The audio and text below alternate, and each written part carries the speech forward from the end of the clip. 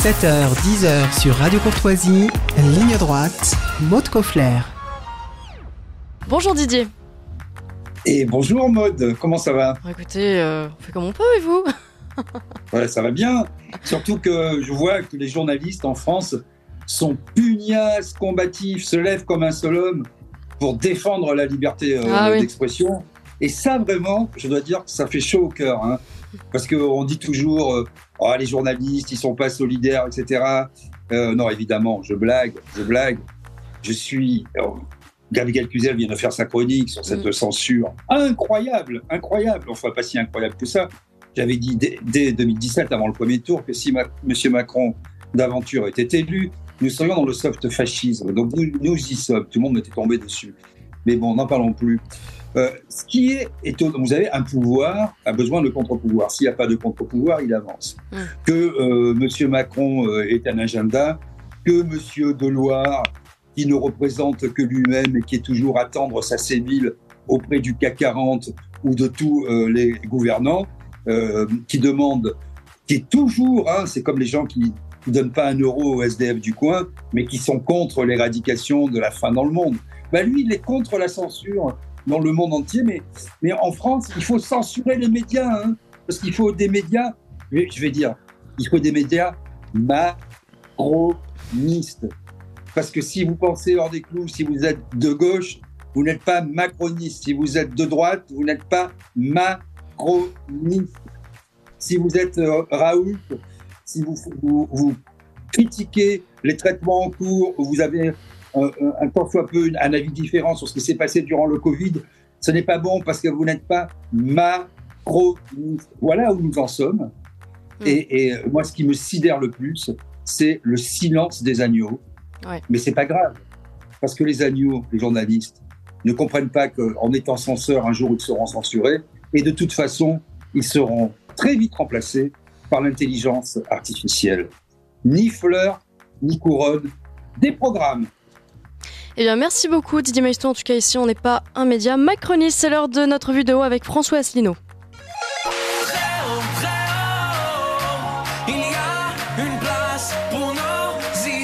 Vue de haut. Nous recevons donc ce matin François Asselineau, président de l'UPR et candidat tête de liste européenne, figure du Frexit. Bonjour Monsieur Asselineau. Bonjour et bonjour à tous les auditeurs de Radio Courtoisie. Et rebonjour Didier Maisto, notre journaliste partenaire. Bonjour. Bonjour à Didier. Oui. Une première question d'actualité, François Asselineau. On en parlait tout à l'heure avec nos autres invités. On en parlait à l'instant. Reporters sans frontières a saisi le Conseil d'État qui a saisi l'Arcom pour contrôler la pluralité d'opinion sur CNews. On est au début de la campagne des élections européennes. Ça vous choque en termes de temporalité ?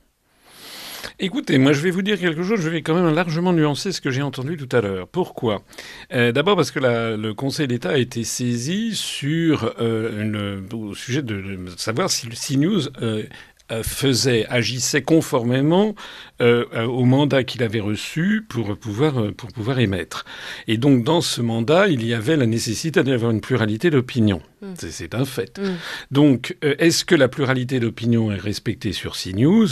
Il y a quand même beaucoup de gens qui ont remarqué que c'était quand même une télévision qui donne une parole tout à fait disproportionnée à Zemmour. Il ne s'agit pas de censurer Zemmour et Reconquête, mais il a une partie extraordinairement disproportionnée et tout le temps là. Et Madame Marion Maréchal est sans arrêt là.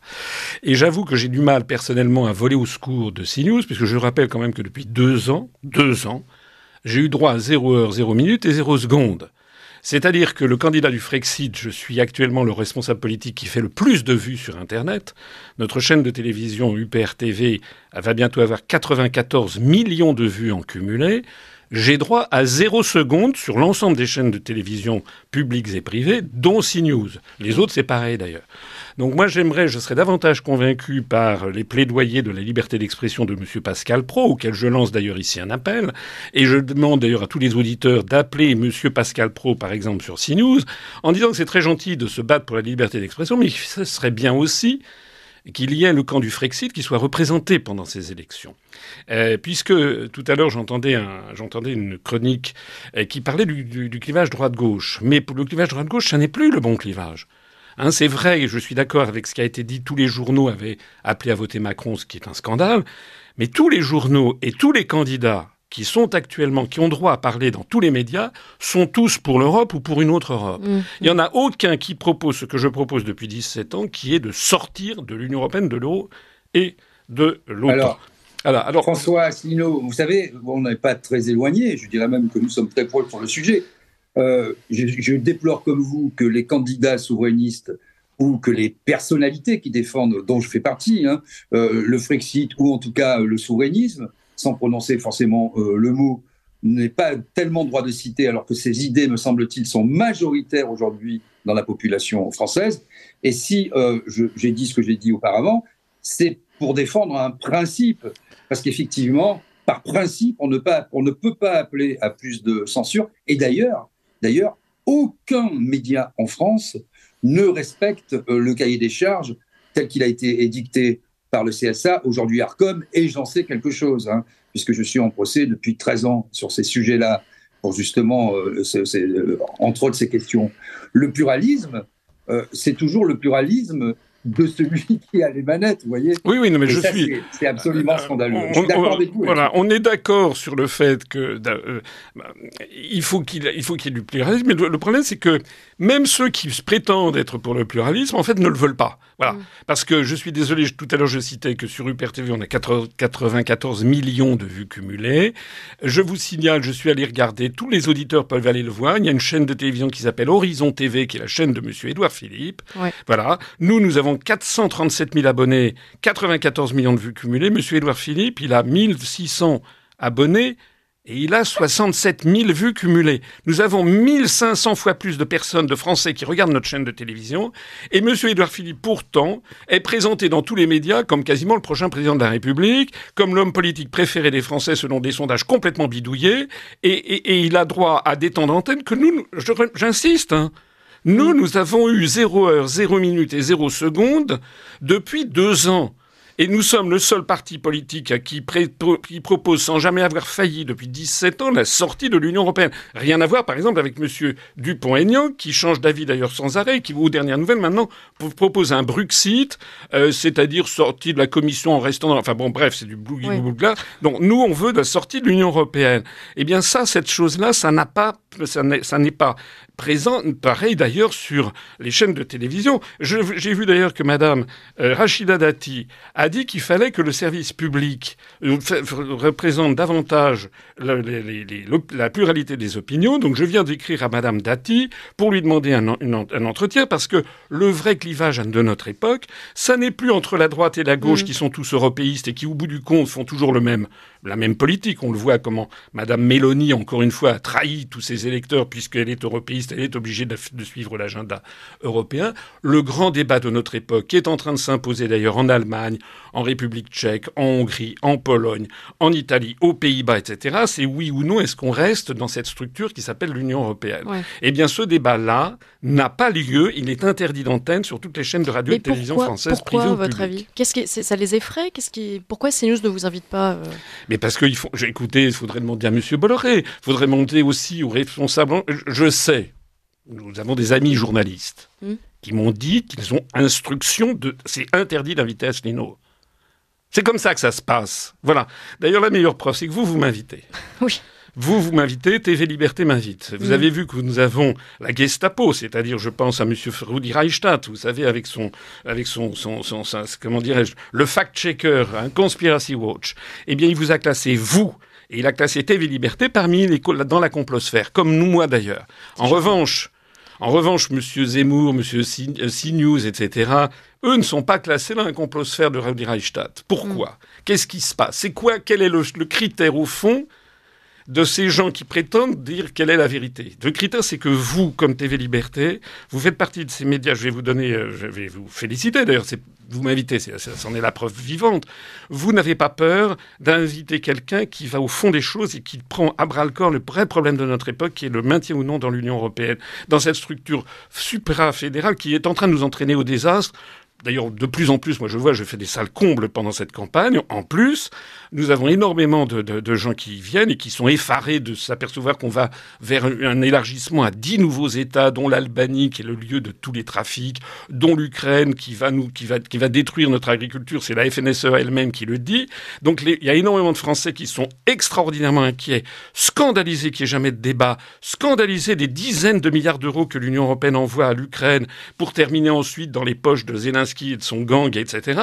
Et ça, ce débat-là, il est interdit, en fait. Il est interdit. Alors justement, François Asselineau, nous avons eu un certain nombre de déclarations durant ces derniers jours, depuis une semaine, du chancelier allemand, Scholz, qui demande finalement aux économies européennes, aux pays européens de l'Union européenne, en tout cas, de se préparer et d'être dans une économie, de passer dans une économie de guerre.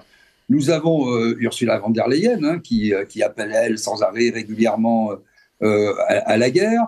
Monsieur Macron, qui fait de même, et qui va saluer l'entrée de la Suède dans l'OTAN, etc., et qui fait un peu le VRP comme ça en Europe, toujours avec ce vocabulaire belliqueux de guerre.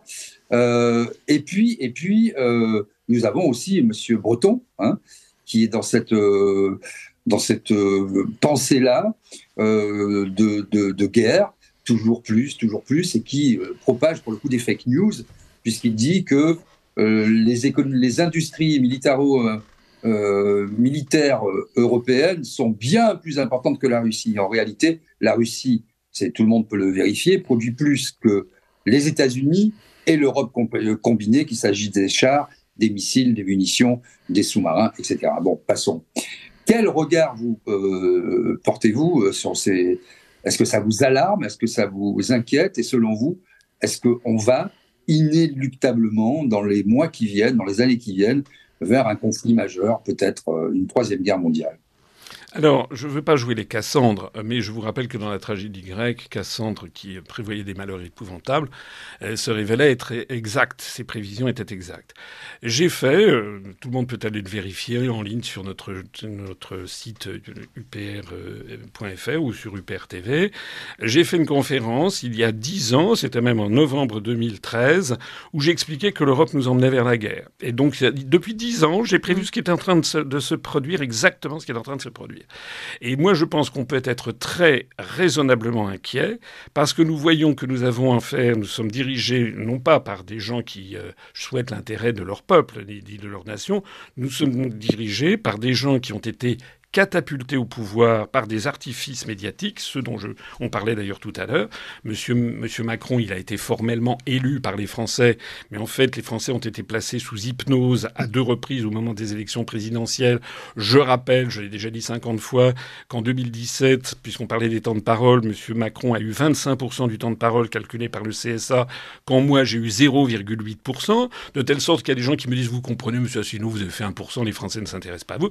C'est pas ça, c'est que quand je suis arrivé à l'élection présidentielle de 2017, il y avait peut-être 4 à 5% des Français qui me connaissaient. Tandis que M. Macron, pendant 2 ans, avait fait l'objet d'un bombardement médiatique pour être élu. Donc, il est bien évident que alors ce qu'il est vrai de Macron est vrai de Meloni, c'est vrai de Schulz, c'est vrai de Geert Wilders, etc. Il est évident que ces responsables politiques qui sont catapultés par des artifices médiatiques, puisque les médias sont tenus par une oligarchie, bien après ils doivent des comptes à qui? Pas au peuple, ils doivent des comptes à ceux qui les ont catapultés à cet endroit-là. Et donc la France, comme un certain nombre de pays d'Europe, sont dirigés par des gens qui vont comme des somnambules vers l'objectif qu'on leur montre, qui est un objectif de guerre et qui émane notamment de ce que l'on appelle l'État profond américain, contre lequel d'ailleurs se bat Donald Trump. Il faut bien comprendre qu'il y a une lutte intense, féroce aux États-Unis entre Donald Trump, qui est un personnage fantasque, qui a des qualités et des défauts que tout le monde connaît, mais qui a au moins comme qualité justement d'entrer en choc frontal face à cet État profond qui est en concubinage avec le Parti démocrate et qui est en train de nous entraîner vers la guerre. Et je voudrais dire ici, si vous me le permettez, c'est que tous les candidats aux élections européennes qu'on présente en France, en fait, participent à cette marche vers la guerre. Je voudrais dire ici, parce que ça, faut encore une fois dire les choses en face, Monsieur Bardella du Rassemblement National Il a dit encore il y a quelques jours, non seulement le Rassemblement national soutient l'Ukraine, dénonce Poutine, mais il a dit il y a quelques jours, c'était il y a 2-3 jours je crois, sur France Info il me semble, il a dit que la Russie devait rendre toutes les terres obtenues, c'est-à-dire notamment la Crimée. Mais dire ça, ça veut dire qu'il va vers la guerre. Parce que jamais, il n'y a pas un diplomate au monde, un expert au monde qui peut penser un instant que la Russie rendra la Crimée et le Donbass, pour une raison que je renvoie les auditeurs. J'ai eu l'occasion personnellement 1000 fois de l'expliquer. Là, le Donbass et la Crimée sont des terres russes depuis le XVIIIe siècle. Auparavant, c'était des terres qui relevaient de la souveraineté ottomane. Elles n'ont jamais appartenu aux polono-lituaniens qui occupent le nord-ouest de ce qui est aujourd'hui l'Ukraine, qui est un pays composite construit par Staline en 1920. Donc, le Rassemblement national, c'est pareil pour Reconquête, ne disent pas un mot sur ce qui devrait être quand même le sujet numéro 1. Nous allons en faire le sujet numéro 1 de la campagne pour les européennes. C'est qu'il faut absolument que les Français se mobilisent pour envoyer au Parlement européen des députés qui diront non, nous ne voulons pas aller vers la guerre contre la première puissance nucléaire mondiale. La Russie d'ailleurs, je terminerai là-dessus, vous avez vu, c'était hier, on a appris que la Russie vient d'envoyer pour la première fois un missile Zircon qui fait du 9900 km/h, qui a été impossible à deviner par l'Ukraine et qui a frappé, on ne l'a pas vu arriver. Voilà, c'est le missile actuellement le plus puissant au monde, le plus rapide au monde, le plus véloce. Les États-Unis sont complètement dépassés. On veut vraiment nous envoyer à la guerre contre ça pour un conflit qui ne nous concerne pas. Voilà. Alors c'est vrai qu'on peut aussi, on parlait de la guerre et de la situation géopolitique, on peut faire ce constat aussi sans doute pour l'agriculture, puisque les paysans sont rentrés chez eux, et ce qui m'a beaucoup frappé dans les différentes propositions qui ont été faites par les partis représentés au Parlement, personne n'a parlé de la sortie de l'Europe. Alors beaucoup ont critiqué l'Europe, l'Europe, voilà, etc. Mais personne n'a proposé la sortie. Donc, il y a des mesurettes, en fait, conjoncturelles. Comme le problème de fond n'est pas réglé, il est récurrent, il va revenir. Je rappelle qu'on a perdu 100 000 fermes en 10 ans, que le nombre d'agriculteurs a été divisé par 4 au cours des 4 dernières décennies, et deux agriculteurs se suicident par jour. Et on connaît, bien sûr, l'agriculture intensive, les modèles imposés par le système de mondialisation, par la mondialisation en fait, et par cette agro-industrie qui nous empoisonne au passage. Comment c'est possible qu'en France, personne ne propose, à part vous, cette sortie de l'Union européenne? Est-ce que vous serez donc tête de liste? C'est ma question. On a compris que oui. Et qui composera aussi votre liste aux européennes? Alors, vous avez 1000 fois raison, si je peux me permettre, Didier Maistre, de parler de l'agriculture.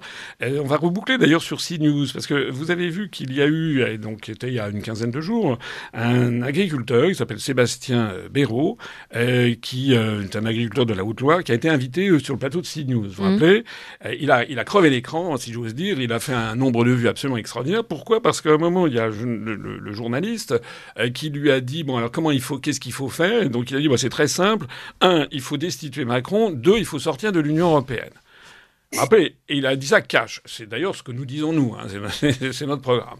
Et il y a eu aussitôt, ça c'était très très intéressant, c'est pour ça que la liberté d'expression de CNews, personnellement, je demande à voir, c'est que aussitôt tous les journalistes lui sont tombés dessus, lui ont coupé la parole, en disant oui, mais attendez, là vous rigolez, avec une espèce de rire gras sur le thème, écoutez, vous venez de lâcher une flatulence, soyons un peu sérieux, vous savez très bien que les Français ne veulent pas sortir de l'Union européenne. Il y a un journaliste qui a dit, vous savez très bien que les Français ne veulent pas sortir de l'Union européenne. D'ailleurs, la meilleure preuve, c'est que le Rassemblement national ne le propose plus. Tout ça, ce sont des mensonges à l'appel, puisque le RN, du temps du FN, n'a jamais proposé de sortir de l'Union européenne, contrairement à une légende urbaine. Il suffit de reprendre toutes les professions de foi du Front national depuis 1979. Vous verrez que jamais le FN n'a proposé de sortir de l'UE. C'est un peu un détail, mais ça mérite d'être rappelé. Et puis surtout, qui est-ce qui peut dire que les Français ne veulent pas sortir de l'Union européenne? On leur a pas posé la question. Moi, je me rappelle que rappelez-vous, en janvier 2018, Emmanuel Macron s'est rendu au Royaume-Uni. Il a été interrogé par la BBC et qui lui a dit, Monsieur Macron, donc les Britanniques venaient de voter donc le référendum en faveur du Brexit, et la BBC lui a dit, mais Monsieur Macron, et s'il y avait un référendum sur le Frexit en France, qu'est-ce qui se passerait? Et Macron avait répondu, eh bien, probablement les Français voteraient en faveur du Frexit. Absolument. Cette vidéo, nous l'avons mis de côté parce qu'elle a maintenant été pourchassée, chassée du web, mais nous l'avons mis de côté. Et Monsieur Macron, parce que ça a évidemment fait un mini scandale, et puis après ça, vous avez eu sans doute les bonnes fées qui entourent Monsieur Macron, qui ont dû téléphoner à toutes les chaînes de radio, à Google, du style il faut évacuer cette vidéo. C'est quand même Macron lui-même qui l'avait dit. Oui, c'est fou, bon, vous trouverez d'ailleurs, ça a été repris dans des journaux de l'époque, vous le trouverez, ça a été mentionné dans des journaux de l'époque. Donc, tant qu'il n'y a pas eu de référendum sur la sortie de l'Union européenne, personne ne peut dire que les Français ne sont pas d'accord. Et puis, en plus de ça, comment les Français pourraient-ils être pour ou contre la sortie de l'Union européenne dans la mesure où il n'y a pas de débat ? Il y a des gens qui disent, beaucoup qui me disent, oui, mais vous comprenez, les Français, ils ont peur de sortir de l'Union européenne. Mais j'ai dit, pourquoi donc? Il n'y a pas de débat. Les Français, ils ont peur de... Et quelqu'un me dit, vous vous rendez compte si on sort de l'euro? Et moi, je réponds aux gens qui me disent ça, je dis, mais est-ce que vous vous rendez compte si on y reste? Parce que l'endettement constant dans lequel s'enfonce la France, l'Italie, découle directement de notre appartenance à l'euro. Le système, le déséquilibre de la balance des paiements courants à l'intérieur de la zone euro, ce qu'on appelle le système Target 2, est de plus en plus déséquilibré. Tous les financiers, demandez à quelqu'un comme Marc Toiti, demandez à Henri Guénaud, tout le monde vous dira, porte capitonnée fermée, que ça ne peut pas durer, ce système. Mais là aussi, c'est un sujet, c'est un débat qui n'a pas lieu. Alors, sur l'agriculture, effectivement, on est prié de rester dans l'Union européenne parce que les gens ne débattent pas de ça. Mais il y a de plus en plus d'agriculteurs qui se disent ça suffit comme ça, il faut sortir de ce truc. Je vous propose de poursuivre cet entretien juste après le bulletin d'actualité, il est 9h. Ligne droite. Très haut, il y a une place pour nos idées. Vue de haut. François Asselineau, vous êtes donc candidat aux élections européennes en tête de liste. En 2019, vous aviez recueilli 1,9% des voix, si je me trompe. 1,2. 1,2% des voix. Mais vous n'avez jamais baissé les bras, vous poursuivez votre combat. Qu'est-ce qui vous motive aujourd'hui à vous représenter à ces élections européennes ? D'abord, beaucoup de gens qui nous font confiance. On a eu des hauts et des bas, on a eu des problèmes internes, comme tous les partis politiques. On est reparti vraiment de l'avant depuis maintenant 2 ans. Il y a aussi un phénomène tout à fait nouveau qui s'est produit depuis 2019. C'est que j'ai créé ce parti il y a 17 ans. On va bientôt fêter le 25 mars prochain, on va fêter le 17e anniversaire. C'est énorme, 17 ans. J'ai compté 17 ans de ma vie, et personne, même mes pires adversaires, personne ne peut nier que depuis 17 ans, je dis toujours la même chose. Et il se trouve que les faits me donnent raison. Bon, donc tout ça, c'est un phénomène cumulatif. Beaucoup de gens se disent, en fait, finalement, on s'est moqué de ce monsieur, etc. On l'écoutait pas, et puis finalement, c'est lui qui avait raison. Bon, donc déjà, il y a ce phénomène qui se produit. Il y a un deuxième phénomène, c'est que lorsque j'avais créé l'UPR, l'idée de sortir de l'Union européenne paraissait une folie, un extrémisme. Bon, c'était très difficile. D'abord, les gens pensaient qu'on pouvait pas. Après ça, il y a eu le Brexit, donc les gens se sont rendus compte qu'on pouvait quand même. Et puis après ça, on a dit oui, mais le Brexit, c'est une horreur, ça marche pas. Il y a d'ailleurs des campagnes mensongères récurrentes en France où on dit que les Britanniques se mordraient les doigts d'avoir fait le Brexit. C'est absolument faux. Tout ça repose sur un sondage bidouillé par un organisme qui s'appelle Opinium, dont le directeur vit aux États-Unis à la Harry Truman School dans le Missouri. Mais si vous regardez toutes les données macroéconomiques britanniques, je dis pas qu'elles sont extraordinaires, mais je dis qu'elles sont meilleures qu'en France, dans tous les domaines. Bon. Et en plus de ça, le Royaume-Uni n'est pas sorti de l'OTAN, participe aux sanctions contre la Russie, donc il a aussi des problèmes que nous n'aurions pas si nous sortions de cela, puisque nous voulons aussi sortir de l'OTAN. Mais le phénomène nouveau, et ça vraiment je le vois dans les réunions publiques, on a de plus en plus de personnes âgées. Avant, on avait beaucoup de jeunes. Maintenant, on a aussi de plus en plus de personnes âgées, parce que beaucoup de personnes âgées se rendent compte qu'en fait, c'est rester dans l'Union européenne qui est devenu un extrémisme. C'est-à-dire que ça, le décrochage de l'opinion publique, ça a été avec l'affaire du Covid. Parce que les gens pensaient que l'Union européenne, c'était un État de droit, et ça. Bien, on découvre qu'en fait, l'Union européenne a participé à cette mise en condition des populations pour se faire injecter un produit dont on découvre aujourd'hui, malheureusement, qu'il a de plus en plus d'effets secondaires nocifs. Deuxièmement, on découvre qu'il y a eu je rappelle quand même que Madame von der Leyen a passé un contrat avec son téléphone portable de 41 milliards d'euros, dont on ne connaissait rien. Et quand on commence à découvrir ce qu'il y a dans le contrat, qui a été soigneusement caché aux populations, il y a justement un article 5, alinéa 5, qui précise que le fabricant ne prend aucune responsabilité sur d'éventuels effets nocifs, etc., etc. Tout ça a été caché aux populations. Donc ça, premier décrochage. Deuxième décrochage avec l'affaire de l'Ukraine. Parce que beaucoup de Français, on les a bercés pendant des années, des décennies, j'allais dire, sur le fait que l'Europe, c'est la paix. Et on découvre que l'Union européenne est en train de nous entraîner vers la guerre. C'est ce que j'avais expliqué dans ma conférence d'il y a 10 ans, dont je parlais tout à l'heure. C'est-à-dire que l'Union européenne, en ce moment, vous avez Monsieur Thierry Breton, que Didier Maistre a cité à juste raison. Il est commissaire européen chargé du marché intérieur. Il s'est auto-chargé de coordonner la fabrication d'obus à travers l'Europe pour aller envoyer ça sur la tête des Russes. Enfin, c'est incroyable. C'est une espèce de coup d'État. Ça n'a jamais existé dans les traités européens.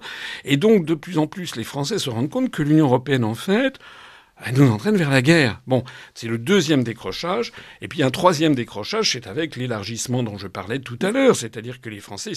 Écoutez, les agriculteurs, on leur a promis 150 millions d'euros. Et on va donner, par l'intermédiaire de l'Union européenne, encore 10 milliards d'euros à l'Ukraine au même moment. Et je rappelle qu'au moment du vote au Parlement, tous les députés français au Parlement européen ont voté pour, sauf le RN. Mais le RN, M. Bardella et les autres, ils se sont abstenus. S'abstenir sur ce sujet, s'abstenir sur le sujet de la guerre, s'abstenir sur le fait de piquer aux Français 10 milliards d'euros pour les envoyer à la bande de Zelensky. Mais c'est absolument scandaleux. Si nous avons des députés, je peux vous dire qu'ils s'abstiendront jamais. Et ils voteront contre ce genre de choses. Alors, il y a de plus en plus de personnes, notamment des personnes âgées, qui se rendent compte que ça va plus, quoi. Ça déconne complètement, pour parler en termes familiers. On va fusionner avec l'Albanie qui est le pays de tous les trafics, avec la Géorgie maintenant, qui est un pays du Caucase, qui d'ailleurs, géographiquement, 98% de son territoire est en Asie géographique, de l'autre côté de la ligne de crête du Caucase. La Géorgie, qui a deux parties de son pays, la République d'Abkhazie au nord-ouest et la République d'Ossétie du Sud au nord, qui sont actuellement occupées par la Russie. La Géorgie est un pays en état de guerre avec la Russie, et ce pays vient d'avoir le feu vert pour commencer des négociations d'entrée dans l'Union européenne. François Asselineau, on voit que cette Europe, les dirigeants actuels poussent à l'élargissement, et parallèlement, ils poussent aussi, avec l'aide des États-Unis, à l'élargissement de l'OTAN. Et je ne sais pas si vous avez vu, il y a 2-3 jours, Kennedy, Robert Francis Kennedy, qui a fait une petite vidéo très intéressante sur les vrais motifs de la guerre en Ukraine, avec les groupes américains, General Dynamics, Raytheon, Lockheed, Boeing, etc., qui en fait vendent des armes, fabriquent des armes, et donc il y a un lobbying qui est très bien fait. Quand des pays entrent dans l'OTAN, et il faut se spécifier, il faut les spécifications de l'OTAN pour ces armes, donc ça fait fleurir complètement l'économie. C'est l'économie américaine, l'industrie, le complexe militaro-industriel américain. Ces entreprises, faut-il le dire, sont la propriété de BlackRock. Biden a donné déjà 113 milliards, puis 28 milliards, 24 milliards, puis encore 60 milliards. Et il y a un sénateur, Mitch McConnell, qui est sénateur du Kentucky, qui est le leader républicain du Sénat, au Sénat, qui a dit ne vous inquiétez pas, ces 113 milliards, ils ne vont pas vraiment en Ukraine, ils vont aux fabricants du secteur de la défense américaine. Et donc on oblige ensuite, c'est comme un prêt, c'est pour ça que Kennedy parle du blanchiment d'argent. En fait, on aide, soi-disant, l'Ukraine à s'en sortir, mais ensuite on l'oblige à vendre ses terres à l'industrie agroalimentaire, aux grandes boîtes, Monsanto, Cargill, DuPont, et c'est encore BlackRock. C'est-à-dire que les gens de bonne foi qui pensent que les États-Unis, les Ukrainiens les aident, vont se retrouver spoliés de leurs terres. Tous les actifs vont être vendus aux entreprises, c'est pas des entreprises d'ailleurs, aux entités financières détenues par BlackRock. Ça, c'est aussi très préoccupant, non ? Ah ben, je suis 1000 fois d'accord avec votre analyse, Didier Maistre. Vous avez tout à fait raison. Derrière tout ça, il y a un cynisme, mais absolument à vomir, qui est derrière tout ça. Peu importe qu'il y ait 500 000 jeunes Ukrainiens qu'on ait envoyés au casse-pipe, sans doute quelques dizaines de milliers de Russes qui y soient passés aussi. L'essentiel, c'est de faire tourner le big business et de faire tourner le capitalisme financier, avec notamment BlackRock. L'Ukraine est en train d'être un pays qui est privatisé auprès de BlackRock. Alors, j'ai rien à ajouter à ce qui a été très bien dit par Didier Maistre. Je dirais quand même simplement que les Français là-dedans, ben nous on est des petits larbins, hein, on est le doigt sur la couture du pantalon, et puis alors on essaye nous de faire notre petit BlackRock à nous. Alors vous vous rappelez que par exemple Monsieur Macron devait se rendre en Ukraine il y a quelques jours, et il devait y aller avec une délégation du MEDEF, parce qu'il y avait des entreprises françaises qui disaient nous si on peut avoir, nous c'est vrai, nous on est les larbins, mais si on peut avoir quelques miettes, monseigneur, qui tombaient de votre table, ça serait bon pour nos entreprises. On en est là, et vous savez que Macron d'ailleurs a été obligé au dernier moment d'annuler son voyage. On ne sait pas très bien pourquoi. Il y a des rumeurs qui circulent comme quoi il y aurait pu y avoir une opération sous faux drapeau. On aurait dessoudé, comme disent les malfrats, Macron, et puis l'Ukraine aurait fait porter le chapeau aux Russes. Je ne sais pas si toutes ces rumeurs sont... En tout cas, ce qui est sûr, c'est que le régime ukrainien est au bord de l'effondrement, plus que jamais, au bord aussi des dissensions considérables, puisque Zelensky s'est défait de son commandant en chef, qui était très populaire, Zaloujny, qui avait 88% de taux de popularité quand Zelensky n'en a plus que 26%. Zelensky a nommé un nouveau commandant en chef qui, lui, n'a aucun état d'âme pour aller faire trucider les restes de la population qui est encore en vie. Bon, tout ça est absolument fou. Tout ça est absolument délirant. On a d'ailleurs un président de la République, Monsieur Macron, qui a dit l'autre jour à l'Express qu'il était inapte. Il a dit, je suis inapte, je sais pas parler aux gens. Vous avez vu cette sortie? Enfin, c'est incroyable. Mais comment se fait-il que les responsables, les députés, les parlementaires français ne lancent pas cette procédure de destitution selon l'article 68 de la Constitution que nous réclamons depuis 2018, et parce que M. Macron, il a aligné depuis des années des violations énormes de la Constitution française. Et maintenant, il nous dit lui-même qu'il est inapte. Mais on va attendre quoi? On va attendre d'envoyer les Français à la boucherie vis-à-vis de la Russie. On est dans une situation, excusez-moi, j'arrive... Les Français qui regardent les grands médias sont sous hypnose. La vérité, elle est là. Et si j'avais un conseil, je dirais arrêtez de regarder la télévision. À tous les gens qui m'écoutent, allez sur Internet, allez écouter Radio Courtoisie, allez écouter TV Liberté. J'espère que vous ne verrez pas de malice. Allez écouter aussi, il y en a quelques autres qui me donnent la parole et qui donnent d'ailleurs la parole à d'autres personnes. Allez aussi sur des sites sérieux. Il faut faire preuve de discernement. Mais allez sur des sites sérieux. Je permets de dire que notre site upr.fr est un site sérieux. Nous n'avons jamais été condamnés pour quoi que ce soit, pour diffamation, pour quoi que ce soit. Au contraire, nos analyses sont les bonnes. Il faut que les Français se fassent reprennent leurs esprits, parce que là, on va à la guerre mondiale quand même. Pour finir, parce que vous avez dit que oui, on connaît les qualités et les défauts de Trump, qui est aussi un être fantasque, mais il y a beaucoup d'analystes sérieux qui disent finalement, si Trump est élu, en tout cas réélu, même après le mandat Biden, c'est peut-être le gage qu'on n'entrera pas dans la guerre. Oui, je le pense profondément. Voilà. Est-ce que vous partagez cette analyse? Ah oui, encore une fois, j'ai dit tout à l'heure qu'il était un personnage fantasme, parce que c'est le cas, mais c'est quand même quelqu'un, je rappelle que c'est quand même le seul président des États-Unis depuis plus d'un siècle qui n'a jamais déclenché de conflit. Il a même essayé de faire baisser les tensions avec la Corée du Nord, et il a bien compris. En fait, ce qui est extraordinaire dans la période que l'on vit, c'est que Donald Trump se bat contre... Il considère que la menace numéro 1 de la paix mondiale, ce n'est pas la Russie, ce n'est pas la Chine, ce n'est pas la Corée du Nord. Il considère que la menace numéro 1, c'est l'État profond américain. qui est en train d'entraîner le monde occidental et peut-être la planète entière dans une apocalypse nucléaire. Il a d'ailleurs dit que s'il était élu, il règle la question en 24 heures ou 48 heures, je ne sais plus ce qu'il a dit, de l'Ukraine. Il suffit très simplement d'avenir. Parce que contrairement à ce qu'on nous raconte aussi ici, comment dirais-je, Poutine est un homme très intelligent. Poutine, il veut mettre la main, il l'a d'ailleurs fait sur la Crimée et le Donbass, peut-être il prendra également la région d'Odessa qui est historiquement, ethniquement, culturellement russe, pour faire le lien jusqu'avec la Transnistrie.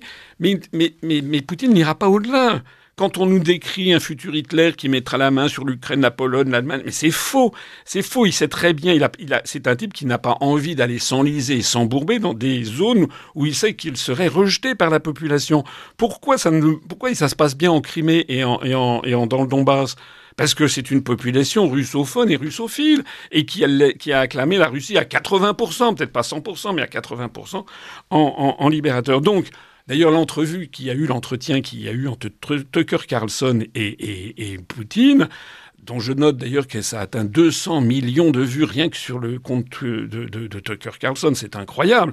En fait, cet entretien, tout le monde a pu voir qu'on n'avait pas affaire à un homme tel qu'on nous l'avait décrit, qui avait 5 ou 6 cancers, la maladie d'Alzheimer, Parkinson, les pieds pleins, complexe de supériorité. Enfin, vous rappelez tout ce qu'on nous a dit sur Poutine. Les gens ont pu voir que c'est un homme avec qui on peut discuter, qui défend les intérêts de son pays, c'est bien normal. Et je pense que tout le monde a bien compris que Trump pourrait discuter avec Poutine pour arriver à un règlement pacifique. Voilà. Mais il y a derrière ça un État profond aux États-Unis, dont Boris Johnson s'était d'ailleurs fait finalement le chevau léger, qui a fait torpiller le projet de paix qu'il y a eu à l'été 2022. Donc je suis d'accord avec Didier Maistre. Entre deux mots, il faut choisir le moindre. Et à l'évidence, il faut vraiment espérer que Trump soit élu parce que c'est lui qui pourra éventuellement arrêter la catastrophe. Sinon, on est malheureusement bien parti pour aller de plus en plus vers des provocations à l'encontre de la Russie. Et heureusement qu'il y a Poutine, parce qu'en Poutine, il y a énormément de responsables politiques en Russie qui voudraient en découdre beaucoup plus que Poutine. Regardez les discours de Medvedev, regardez les discours des gens qui l'entourent. Poutine, ça peut paraître un peu bizarre ce que je dis, mais Poutine, parmi les dirigeants russes, c'est certainement un des plus modérés et qui essaye justement de ne pas monter aux extrêmes.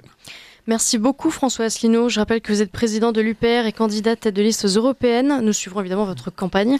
Merci Didier Maistre. Nous on se retrouve la semaine prochaine. À bientôt François Asselineau.